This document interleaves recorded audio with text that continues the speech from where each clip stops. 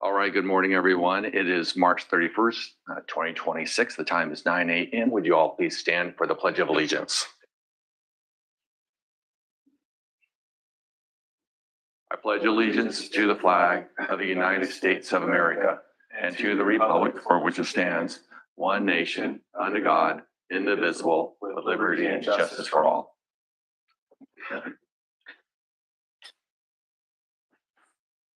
All right, we'll move on to approval of the meeting minutes. Do I have a motion to approve the meeting minutes for March 24th, 2026 and March 25th, 2026? Yeah, Mr. Chairman, I move to approve the minutes for March 24th, 2026 and approval of the minutes for special meeting minutes for March 25th, 2026. Second. I have a motion and a second. All in favor signify by saying aye. Aye. Aye. Motion passes. We'll move down to the review of the agenda. And Jared, do we have anything additional? Nothing, sir. Thank you, sir. Public comments. We'll move down to public comments. And Madam Clerk, if you would go ahead and play our policies and procedures for public comments.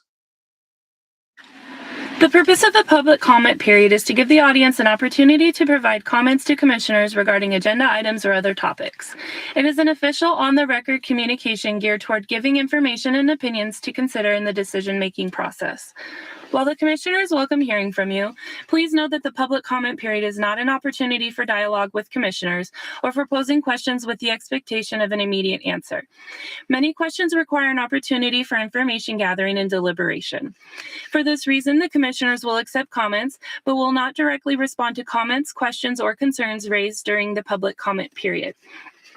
Audience members who wish to speak should raise your hand to be called upon by the chairman, or virtual participants use the raise hand feature. Come to the podium, or virtual participants unmute your microphone when called upon. State your name and address for the record. And after speaking, write your name and address on the record sheet. Virtual participants do not complete this step.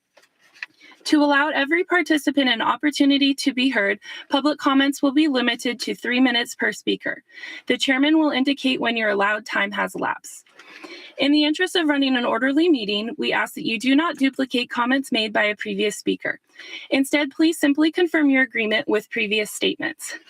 When appropriate, the commissioners may refer an item identified during public comments to the county administrator for further action.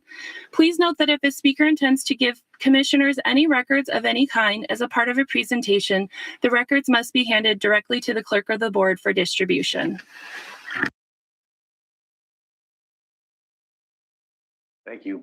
All right, we'll go ahead and move on to public comments. Is there anyone here in the Prosser courthouse that would like to go ahead and make a public comment? Perfect. If you would just come to the podium there and just state your name and address for the record. May I remain anonymous on this by chance? If you could just state your name. My name is Phoenix. I'm sorry, this is hard for me. I want to bring to your attention one of what I consider to be a major failure on the part of family court. 10 years ago, there was a trial, 9-day trial. The dad in this scenario was determined to be extremely psychologically abusive because he had a history of using suicidal threats with the minor children present and videotaping himself shooting himself and sending it to his wife. But now, 10 years later, this man has full custody and sole decision making because along the way, he has convinced everybody that he is somehow the safe parent. And in the trial that he had without informing mom a few months back, he has now convinced the judges that she has long-term drug and alcohol abuse problems, long-term psychological abuse of the children, and her contact with the children has been restricted to an extreme. It states in the parenting plan she shall have no contact whatsoever with the minor children. And in order for her to have any contact, it requires her to go through multiple evaluations, months of treatment, before she's even allowed to exercise a single supervised visit. The entire process has so many if-then clauses that at any time, her supervised visits, if she gets to that point, can be redacted at any moment. And yet this man with a history, suicidal threats with the minor children, shooting himself, videotaping himself, has full custody. This is a man who's now taking the children to their schools. What concerns me is that no matter what mom has done to voice her efforts to go to the court, she's being silenced. She has filed restraining orders, she's filed declarations, and no one is listening. But mom knows that this man is dangerous. I get that there are people out there who are very good at manipulating. This man is one of them. I just think it's something that, mom has done what she can to warn the courts. But the last thing I want to see, and the last thing I think anybody else in this room wants to see, is another situation like last summer. We're putting this on national news that a man with a history of suicide and shootings is now has full custody, sole decision, and mom's been silenced. Thank you. Thank you. Anyone else here in Prosser would like to go ahead and make a public comment? Commissioner, there was a second sheet that I Oh, gave you as well. Mr. Derrick? You just state your name and address for the record. Thank you. Aaron Derrick, Kennewick, Washington, and I saw that Mr. Snow is in attendance, so I'm donating my time to him. All right. Anybody else here in Prosser? Seeing none, we'll go ahead and go to our office in Kennewick. And Mr. Snow, if you would go ahead, and you have 3 minutes, if you go ahead and come to the podium and state your name and address for the record. Mitch Snow, Benton and Franklin counties. Again, I'm here. Thank you, commissioners. I believe it's 6 minutes with the donation. Thank you very much. Excuse me, Mr. Snow, is 3 minutes. We don't, this is not my first rodeo. It's 3 minutes. We don't. I'm not gonna allow that. All right, then I'll quickly run through this so that you understand what you're up against with this, with what's going on. I totally support these people that are coming here to complain about the judges. They are part of the problem that we are trying to address. However, they're not the full problem. Unlike them, I have also said in my own case, it implicates county offices, county people, county officials, deputies, clerks, and other county employees whose checks you sign. To be very specific, and a real quick rundown, 18 December, I appeared on the Candace Owens show to give a tip. That tip was not beneficial to some very rich white people in Scottsdale, Arizona. Those rich white people hired podcasters to threaten Candace Owens, a black woman, to go scorched earth on her and her reputation, trying to intimidate and threaten me and her to recant the tip. How this affects you all is because after that got outed and they got embarrassed for what they had done, they redoubled down and sent another podcaster under the guise of being an investigative journalist to come here to these county properties right outside this building that I'm standing at, as well as over in Franklin County, to threaten to lynch Candace Owens, a black woman, and me, a whistleblower, and a declared eyewitness to what seems to be a crime. It gets worse. this was reported to all 4 police agencies, executive actions around these counties, to both sheriffs and to Kennewick and Pasco Police, for which they contacted the judges involved. They contacted the prosecutors, and they got advice to go ahead and sweep it under the carpet, declaring it that lynching people outside the county courthouses pointing at trees is not illegal. It's not a crime in Benton and Franklin counties. This is real bad optics for you all. I understand, Mr. Alvarez, you are a financial person, as you stated. So let me put this into finance terms. These actions constitute violations of Title VI under the Civil Rights Act of 1964, which means that federal funding for the county and the cities that are allowing lynching to be legal outside the county courthouses and outside the windows of your offices pointing at trees will cut these counties off from very big funding, to include Hanford. On top of that, it will cut you off from people like Elon Musk and Jeff Bezos, who have declared that they will invest tens of billions of dollars. Mr. Snow, your time. Sir, I do believe you're making a huge mistake not assigning us an investigator, not assigning us to Mr. fix Snow, this problem, and we will be going to federal authorities. Thank you time is very up. much. Thank you. All right, moving. Anybody else in the office of Kennewick that would like to go ahead and make a public comment? Seeing none, we'll go ahead and go online. Commissioner McKay. I'm not seeing anybody online. Okay, Yes, it looks like Marcy has Oh, her yeah, hand one raised. second. Ms. Oh, yeah, Torres, Marcy. Good morning, Commissioners. good morning. If I you would wanna just talk state your- Marcy, real quick before you start the 3 minutes, if you just go ahead and state your name and address for the record, thank you. My name is Marcy Torres, and I live in Pasco, Washington. And today I wanted to touch on, I have a mom, her name is Fran Warndrak, and Mr. Bronson Brown is very aware of who she is. Actually, in her case, he denied a protection order.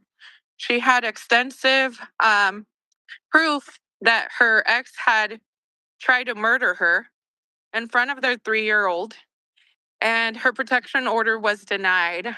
On my case, there was no evidence of any abuse. CPS was involved.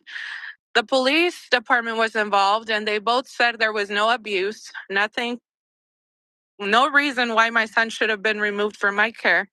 Yet Mr. Bronson Brown decided to go ahead and remove my child from my care. What you are hearing about all these cases have one thing in common. Judges that are in their positions to take care of their family and friends and to obstruct justice for their family and friends. Judges that are getting paid anywhere from $230,000 to $240,000 from our community.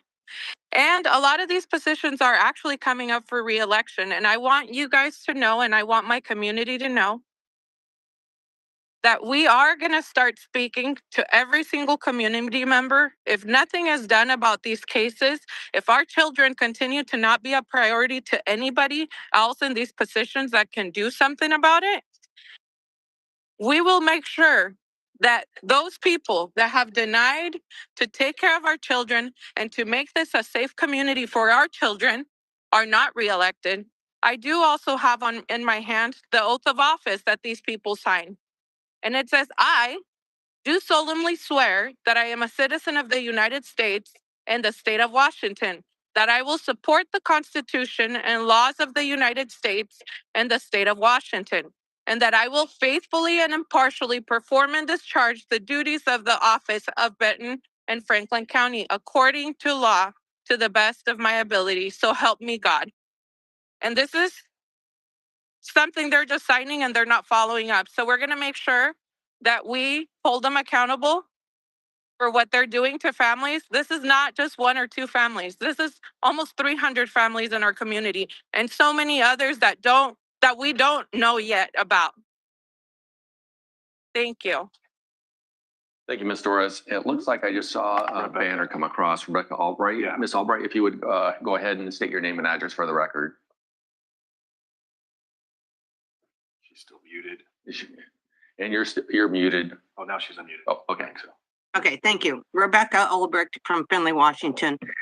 I would like to thank the individuals that have been coming in and speaking to these issues about the judges, because we have 4 Supreme Court judges.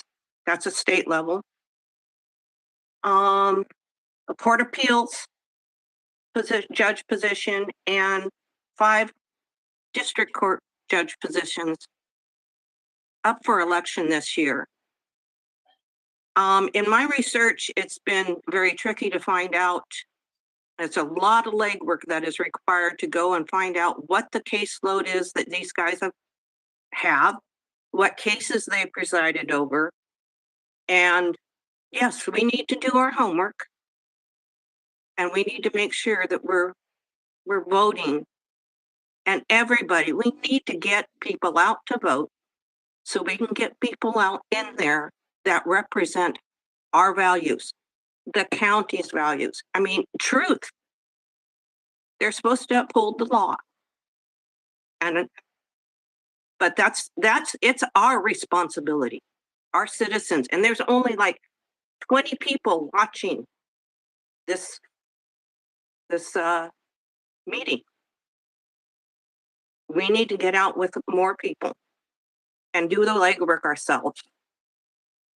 Thank you. Thank you. Anybody else online? I'm not seeing more hands raised. Yeah, it looks like there's a Marie Redout. Oh, Ma'am, if you go ahead and, yeah. Maria, if Yeah. you would go ahead and just state your name and address for the record. Hi, can you hear me? Yes. Great. So I'm Marie Redout. I am a Richland resident, and this is some of the things that I've just been learning over the last 5 years about how the system has been continually degrading, in my opinion. And I'm disappointed that I hear comments from our commissioners that there's not any help forthcoming. The problem with that is you're creating hopelessness, desperation in people. And this is something that needs to be corrected. You had started your program out today discussing the rules. And of course, you have to go by your rules for having your meetings in the first place. So we know that the rules are important. We know that the court commissioners and judges, attorneys, you all have code of conducts. You have our CWs. And you have the rules of the court, civil court rules. But when these things are violated, that creates chaos and desperation. And you've got a lot of people that I'm learning. And you've been hearing from Ms. Torres, and you just heard from a couple other people as well, regarding over 230 cases of similar atrocities being committed. And I do consider it systemic. I do consider it injustice and corruption within this judicial system. So over 10 years, I've seen off and on. The last 5 years, I'm absolutely blown away. So I'm proposing that everybody that's out there that's having these complications, that it's time for them to take a stand. Our commissioners have declined. Respectfully, that's your choice. And there are other avenues. And that's what I think the only recourse at this time, because I can't stand to see this many people hurting and this many families separated. And it just continues. I don't want any more bias. I don't want any more corruption. You got rogue attorneys. I can name names. You've got commissioners. And you've got a lot of rules that aren't being followed. There should be disqualification. There should be formal investigations. There's a lot that can be done. And I just don't see it happening. And respectfully, I'm disappointed, extremely disappointed. Thank you. Thank you. Anybody else online? Oh, wait, I did see one more hand raised. Okay. Oh, wait, no, never mind. Sorry, Maria's. Oh, okay. All right. Seeing no other public comments, we'll go ahead and move on to the consent agenda. Do I have a motion to approve the consent agenda items A through R's and Robert? And Mr. Chairman, I move to approve the consent agenda items A through R. Second. We have a motion and a second. All in favor signify by saying aye. Aye. Aye. Motion passes.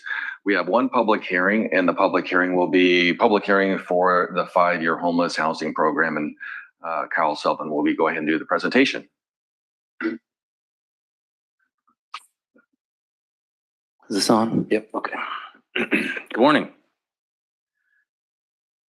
So the public hearing today is the last opportunity for public comment on before the adoption of the 5-year homeless housing plan.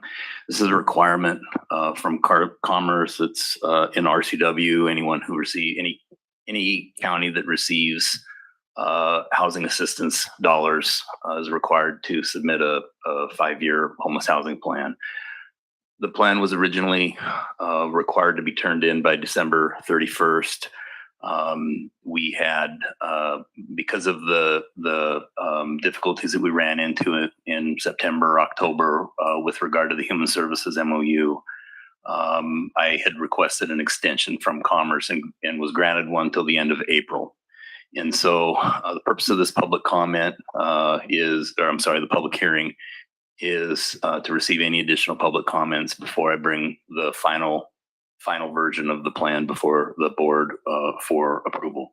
So just a kind of a rundown of requirements within the plan. And again, when I present the plan later in April, I'll do a more detailed walkthrough for the board. But the requirements within the plan is that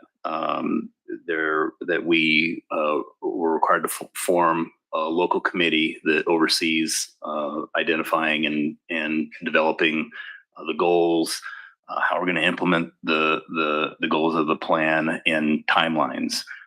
Back about a year ago, we had contracted with the Cloudburst Group, who is they're not from Washington State, but they're very familiar with housing services, housing funds and requirements within the state. They've assisted with Commerce on their strategic plan, and they've done work with several of our cities, our local cities as well, and so they're familiar with our region as well.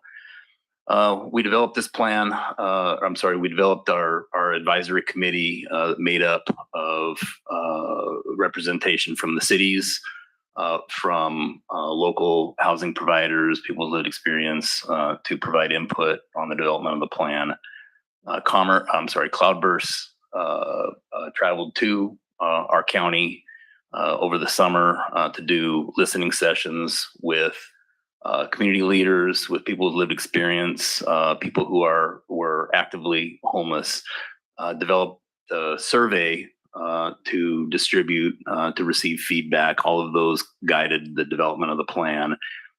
We put the plan on the county website 30 days ago and advertised the public comment, the abilities for the public to comment. Over the course of the last 30 days, there was a link tied to the plan when it was posted that people providing comments could log in. It was a working document, so it tracked all of the comments. And we've met periodically through the course of the month also to address some of the comments, and we'll meet again. The team will meet again after the public hearing before we complete the final document. And so the plan is required to be in alignment with the state's guidance on requirements within the plan.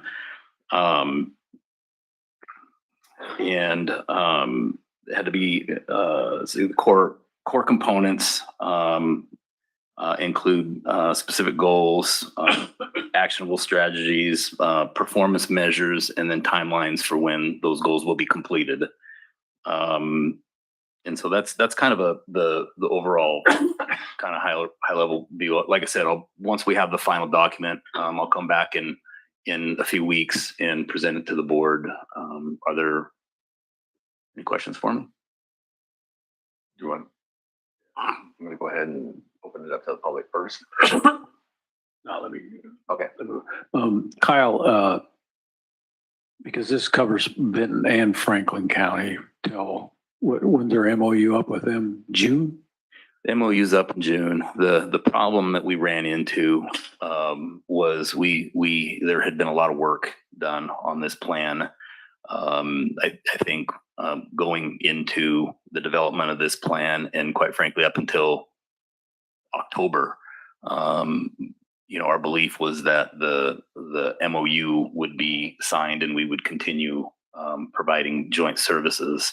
And when that became apparent, that was why we paused development of the plan to kind of talk through some of these things.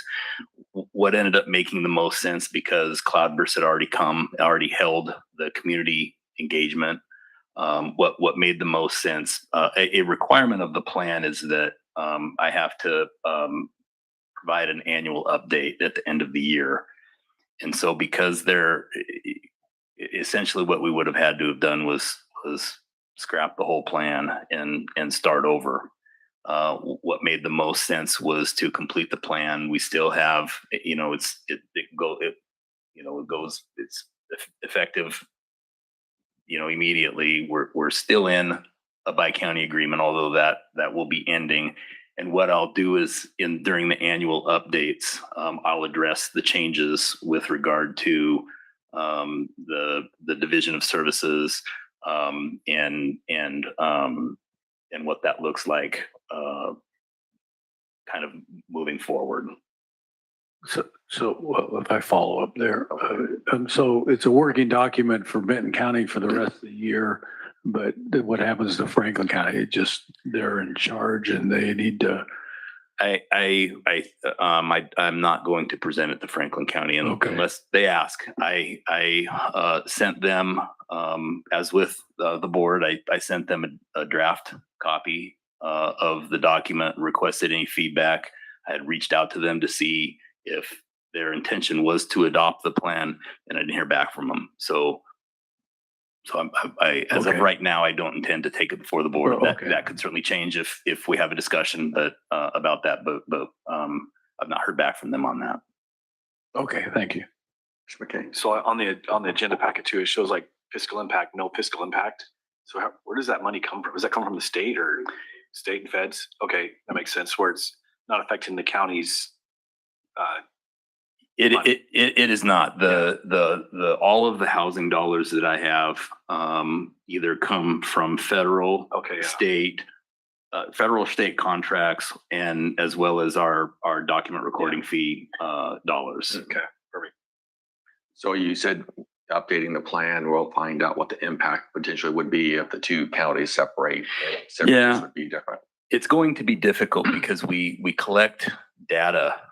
So every dollar that my office receives, again, whether state, local, or federal, we track in what's called the Homeless Management Information System. And it is broken out by county, but I don't have a breakout specifically within like my CHG grant. There's a formula that I had asked Commerce how they determine what the allocation is per county. And I didn't, I didn't get a clear understanding of that. And so for my purposes, I've based it off of kind of the population split, which is what we've done with everything else. But as you recall, late last year, Franklin County sent notice to Commerce that they did not want to participate in the homeless housing program. So I don't use any of their local dollars, their doc recording fee dollars. I believe those are required to be remitted back to Commerce. And so unwinding these things will be tricky. And some of it we'll have to see what happens when we start reporting on just Benton County. And so that's where I see the impact, is if they're not going to do anything with that program and all the funding is coming through Benton County or the homeless housing program with vouchers, et cetera. I can see where there's going to be a diversion of potential homeless coming in from Franklin County to Benton County. Yes. I think, at the end of the day, from Commerce's guidance, a person is homeless in the county that they're in.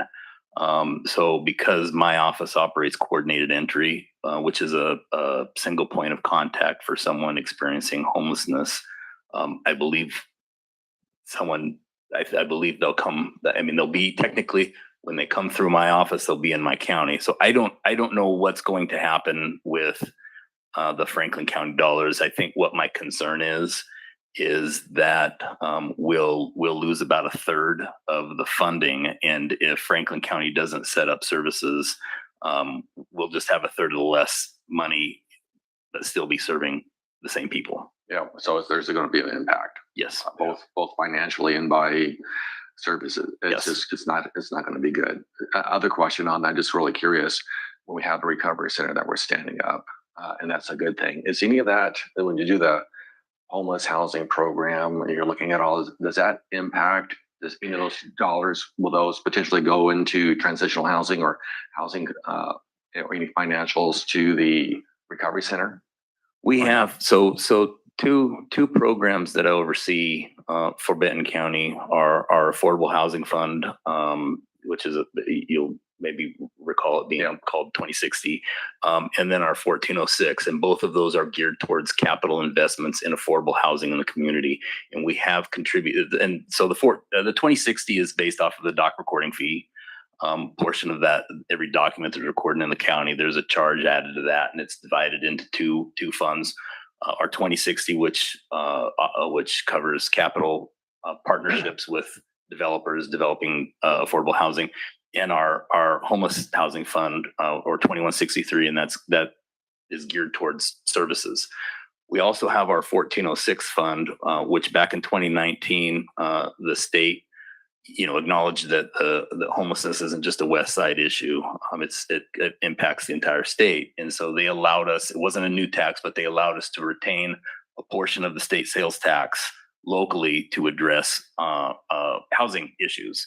And so we are using some of those dollars at the recovery center for the transitional housing program. And when we applied for some of the grants for the state and federal grants, it's helpful to have local investment in the program, and so we felt that would give us a better opportunity to obtain some of those other funds, and so there are some of those dollars that are going to That's a good thing. Yeah, it's just unfortunately this will have a impact for homeless and who we serve and where they're going to be relocated. All right. Either one, We're going to open it up for public comment. The time is 9:31. Do we have anybody here in Prosser that would like to go ahead and speak on this topic? Seeing none, we'll go to Kennewick. If you want to go ahead and speak on this topic, just go to the podium. Seeing none, there is anybody online. I'm not seeing hands raised. Oh, there's one. Okay. Good morning. Okay, morning. If you just state your name and address for the record, thank you. My name is Cindy Fish, and I live in Franklin County, not Benton County. But I do serve the homeless in both communities on a regular basis as a volunteer. I'm also part of the COC for the 5-year planning. But I would like to come forward and say that the biggest issue that I see is the lack of affordable housing. And that's transitional, that's a shelter, that's in all the communities. And it's like we have this hose and we've got a kink in it. And we can push as much stuff through that hose as we can, but once it hits that kink, it's not going to progress. And within the plan, we need a low barrier shelter in our community because we have a lot of people that cannot go into the normal shelter system. We also need the counties to commit to land, housing. We can put in the plan and say that we're going to accomplish these goals in 5 years, but none of them address actual housing. There's no goal that says by 2029 we're going to have an apartment complex at this value for this level of income. there's not anything in there. And I think that's what's lacking, because until we open up and build the housing and actually build it, because this is being pushed forward every year, the 5-year plan, and we don't really make any headway. And it's a statewide issue. It's not just a county or city, it's a statewide issue. And until we start doing that, we're not going to accomplish what we really want to do. And that's to house those who need the housing. And the people are already rent strapped who are not homeless. And if it continues the increase of the way it is, they too will be joining the homeless people. So I just think that needs to be addressed in the homeless plan. Thank you. All right, thank you. Anyone online? Not seeing any hands raised. Thank you, sir. Seeing no. Looks like we have one more. We got one more in Kennewick. Okay, Sorry. that's okay. My name's Rebecca Krieg, and my address is 3601 South Lake Drive in West Richland. And what I wanted to address in this plan was specifically that I think it underestimates the number of homeless people in our community, and then overestimates the number of emergency beds that are needed. Underestimates the number of emergency beds that are needed. So I don't know if you have a copy with you, but table 1 shows a number of homeless people. And it's based on the point in time counts, but and there's a statement in there that these counts are considered an underestimate of the true extent of homelessness. But if you look at the numbers, there's 128 people for both Benton and Franklin County. But if you flip over to figure 2, you can see that there's 968 students in the Tri-City school districts that are experiencing homelessness. So that just does not make sense. And it kind of leaves the reader to wonder whether, these data sources are the best data sources, or whether there's some intention to maybe kind of mislead the reader. It just kind of pops out to me that way. So if there is another data source that is used by the Department of Commerce. It's called the Snapshot Report. And that there's no discussion of the Snapshot Report. And I think there should be. And even if it's a report that is not applicable, we should discuss why it's not applicable, because it is a good data set and it does have a significantly higher number for an estimate of unhoused people in our 2 counties. So the other thing is, when you look at figure 2, even though the entire report is based on Benton and Franklin counties, it only shows the number of students in 3 of the 12 school districts in our counties. So if you add in the other additional 9 school districts, it raises the number of students that are experiencing homelessness by like 314. If you compare figures 2 and figures 3, you can come up with a different way of estimating the number of homeless people in our county, and it comes up to over 2,500. So I just think we need some additional text or some additional data in this report, just so that the people like you are making decisions, and also the public who's reading the report have a good understanding of what's really happening. So thank you very much for your time. Thank you. Anyone else in Kennewick? And Mr. Chair, can I make a comment, or Yeah, just one one second. second? Okay. All right, seeing none there. I do see a hand raised online. I think Tony Lehman? Tony? I don't know. It's Tony. Tony, if you would go ahead, feel free to go ahead and state your name and address for the record. He's still muted. And you're it looks like you're Oh, still there we go. muted. Yeah. There you go. Okay. She's still muted. Tony, you're still muted on your side.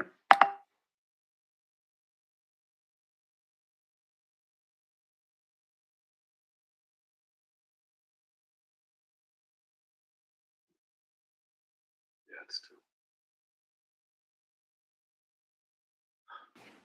Okay, that might work. It wasn't allowing me.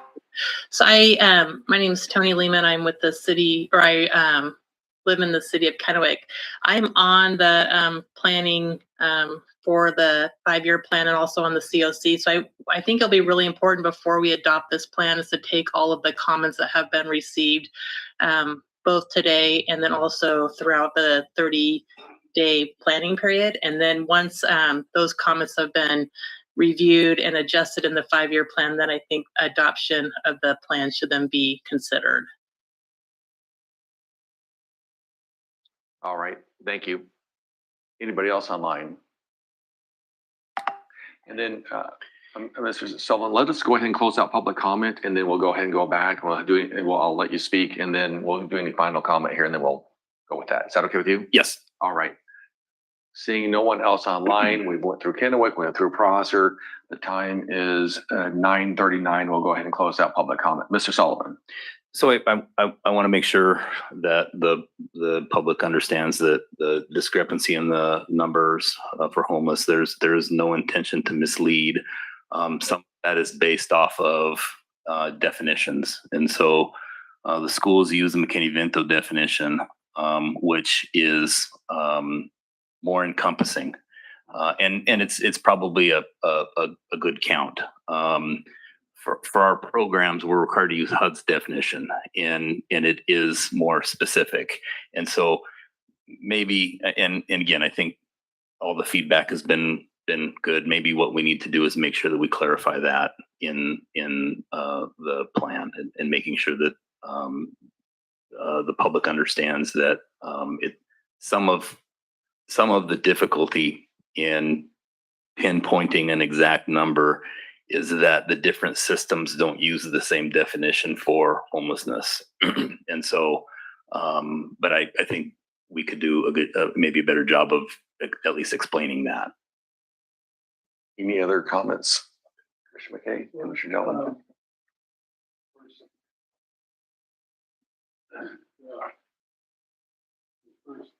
The first comment, she talked about, we had a presentation on low barrier.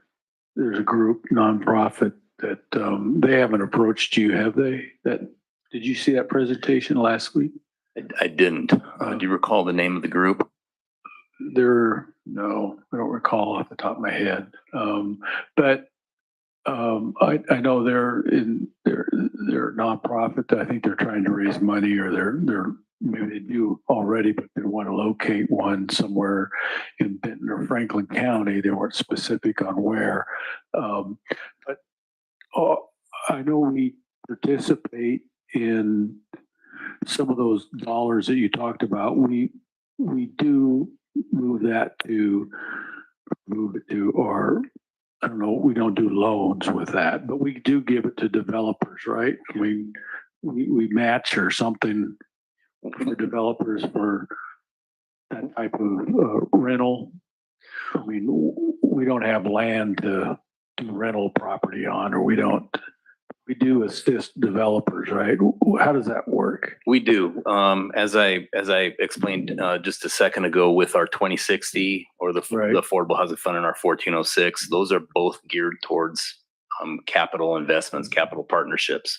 They're governed by a steering committee that is made up of representation from the cities and the county. And we're in the process of scheduling those meetings. Typically we do that once a year, where we meet, identify the fund balance, determine how much money we would like to put out in RFP. Then my office issues the RFP. We leave it open for 30 days, request proposals for partnering with developers to develop affordable housing. And some examples of projects that we've supported are like the Lilac Homes. We've supported a land purchase for that. So Lilac Homes is the Kennewick Housing Authority's tiny home community in downtown Kennewick. And that's a multi-million-dollar project that the counties contributed. We don't have that kind of funding. We can't put that kind of money towards those projects. But oftentimes, there'll be a several $1 million project that maybe we come up with, you know, a couple $100,000. But they come and present to the steering committee.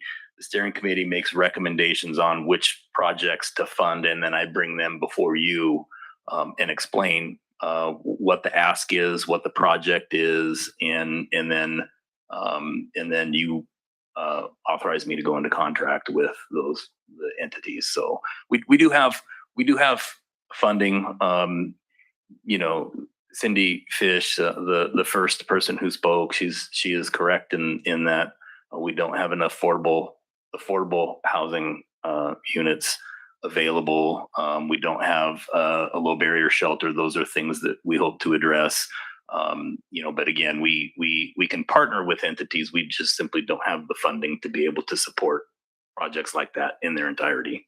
So just a couple final notes that I have. I know that the Benton Franklin Health District asked me if I would go ahead and meet with their staff and talk about affordable housing and what potentially the counties can do and what their part could be within that. I think that was 2 weeks ago, I believe 2 weeks ago. And because of my experience on that side, as far as housing and that kind of stuff. But I look at it, a couple of things. First of all, I think there will be a financial impact and there will be a shift on the homeless situation if Franklin County does not participate in this. And I know where that shift's going to be. You know that as well as I do. So I'm hoping that they will step up to the plate and continue that service. The second thing, I think when I hear affordable housing, as I told the staff at the Benton Franklin Health District, was that's a moving target. It means something different to everyone. You could say that single family, you know, house that's been affordable with the white picket fence. That's somebody that's affordable. They want a house that they can raise their family in. That's affordable. A lot more expensive these days. That's one side. Government assistance is another side. Maybe someone is talking about rental properties that are, you know, lower rent. So there's all those different types. But I think when it comes down to low barrier housing, we want to pick a topic and focus on that one. I think everybody will do better if they actually state that versus affordable housing, because that means something to everybody a little differently, I believe. But in this case here, I know that I think one of the speakers in Kennewick talked about it's also a state thing. And I do agree with that 100%, because everything that's dependent on for us to do things is pretty much grants, whether it's on the state side and federal side. Would you agree with that, Mr. Sullivan? Yes. And so I look at it this way. I would like to see potentially more help on that. But right now, if you look at neighboring counties and the counties across Washington state, most of them are in deficits, or they're having to figure out their budget and they're going to be laying off or reducing services, or whether it's through attrition or actually just flat out laying off individuals, or like I said, cutting services. That's the tough part. And there's no more extra funding within most of these counties. They're already going the opposite way. We've been able to go ahead and maintain a balanced budget with maintaining I think really good services within Benton County, and we'll continue to do that. But we're going to see potential challenges ourselves for additional funding as we are moving forward. This 2 years, I know budget is going to probably be okay, but I can see the forecast of where we're going to actually having more difficult times knowing the reduction of cases. Just for one example, the Office of Public Defense caseload is going to go down. We're going to have to hire more attorneys. As public defenders. So it's a very challenging thing. I would always recommend, you know, talking to our state legislators and state senators here that are local and have them start getting more engaged if we want to go ahead and get those low barrier housings and those type of things to get the state more engaged in providing the funding for that. I don't know if you would agree with that or not, but that's my story. I'm sticking to it. No, I agree with you. Okay, thank you, sir. With that being said, it doesn't sound like there's a motion you just wanted to present at this point in time for a public hearing. Correct. Yeah, I'll bring the plan back after the team has a chance to meet again and discuss the public comments. Perfect. Thank you very much, Kyle. Thank you. All right, we'll move on to other business. Commissioner McKay, anything for the good of the order? Commissioner Delvin? Well, I appreciate everybody speaking. I heard everybody public speak. Like I said, we have all our state representatives, April Connor, Stephanie Bernard, Mark Clickard, I think Skylar Rude. We have state senators, Nikki Torres, Senator Binky, Senator Dozer. Anybody other senators I'm missing here locally? You got Senator King and Yakima. Those are the decision makers. We actually, by Washington State, the Washington State Constitution, Washington State law, we're required to go ahead and continue to fund the judicial system. I heard Ms. Albright talk about that there are elections coming up for judges, those type of things like that. That's one way. The other way is contacting all those state representatives and state senators. Once again, that's an avenue. They're probably not aware of the topic, and that would be a good avenue to go to, as those are the policy makers for that. Other than that, I want to go ahead and say one thing. I've gone through every single department within Benton County except one in the last 3 years, 3 months. And I finally visited the coroner's office, smallest department within Benton County. And that's thankful that it's the smallest one. But I'm going to go ahead and say personally, when I went through that, I have to respect the coroner and the staff, the medical examiner. They're my pick for this week as the Department of Benton County for the day, because they work hard. And Mr. Leach, if you're listening, which is our coroner, thank you for what your staff and all you do, because that's some hard work. With that being said, meeting is adjourned. Thank you.